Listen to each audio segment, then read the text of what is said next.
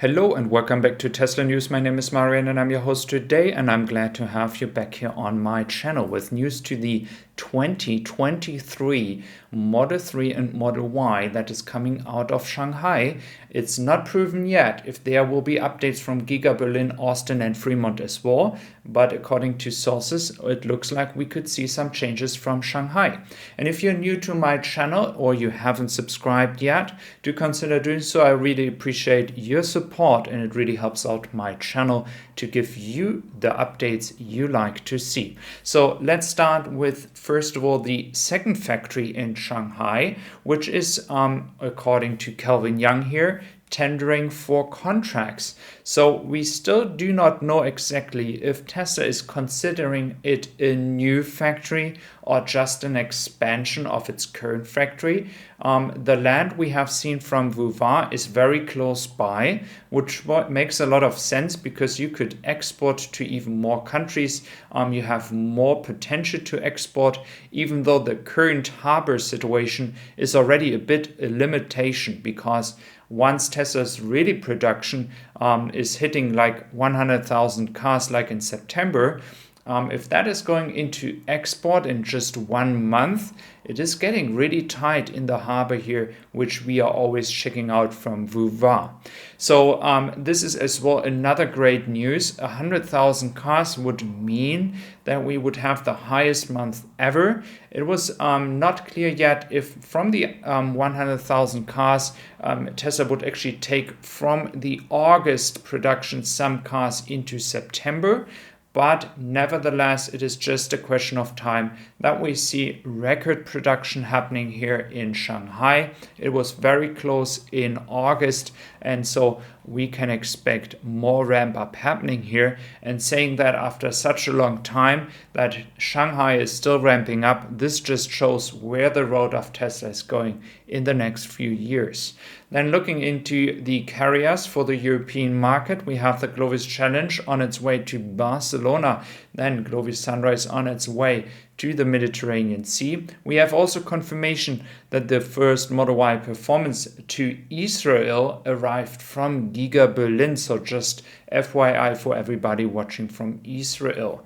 Then we have as well the Glovis Crystal not going to Singapore, clearly going to Europe as well. So we have 5 more carriers moving towards Europe, and this is exciting for all of us over here, if it's the British market or the European market as well. Again, just clarifying there are differences as you guys from the UK are getting different cars.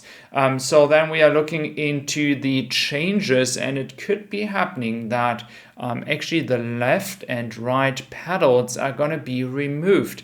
We have seen first footages here from the Semi, and these were updates. And while it's not such a big deal because we have seen the changes in the Model S already, now in the Semi, it is clearly not a big surprise if Tesla would move forward and do these changes as well to the Model 3 and Model Y. So based on Chris Cheng, who is also having lots of good information coming from China, we could clearly see what we already have seen in the Model S Plaid, Model X Plaid, and of course as well in the Tesla Semi. So let me know your thought on that. Do you like if that change would come in 2023?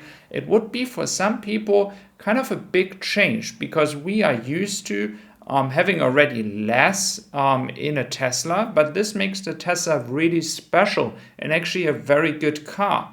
But would this change actually be something where you would say that is too much for me? So like too much taken away, or would you enjoy having these new functionalities to get used to? So that will be very exciting to see the reaction of people receiving such a car in 2023.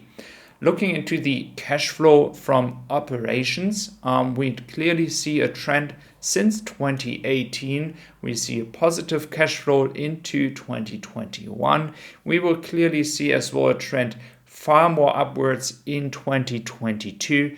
But I do expect with Austin and Giga Berlin having a major effect in 2023 the free cash flow will be crazy in 2023, and we clearly see that already happening with the increase of production around 200 cars per day in Austin, and as well around about 1,800 cars per week in Giga Berlin.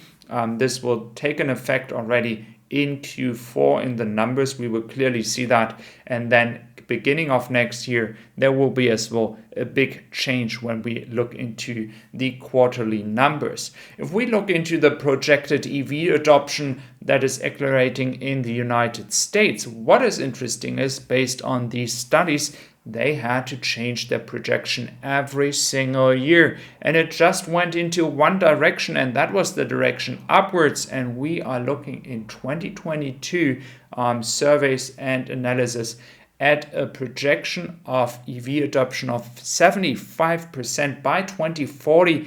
That is the new study. In 2018 they were projecting around 55%.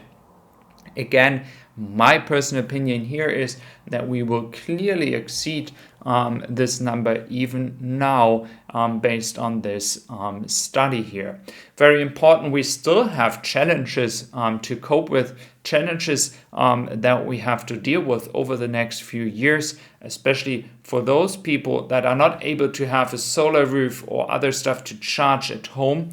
We clearly have to challenge everything that has to change when it comes as well to renewable energies. Then when we look into the full self-driving capabilities, we have an increased price now in the United States of $15,000. And again, I'm actually somebody saying, well, everybody has to decide if this price is something you want to pay. I personally always think you have to take into consideration the differences between the capabilities of the FSD package in Europe, the software updates we receive here in Germany, for example, and then the difference to the United States. And this difference has been getting bigger and bigger by time. I do expect it hopefully to change in 2-3 years if Tesla is able to actually adapt the new software updates that people from the US have with the FSD package to the European market. Once that happens, I do expect more people be able to buy the FSD package because they will see the potential and the capabilities that are needed. Right now, the price that you see makes no sense for us here in Europe. That is my personal opinion, again, based on the feedback I get from a lot of customers in Germany. So thank you very much for being here today, and don't forget to subscribe to my channel. Thank you.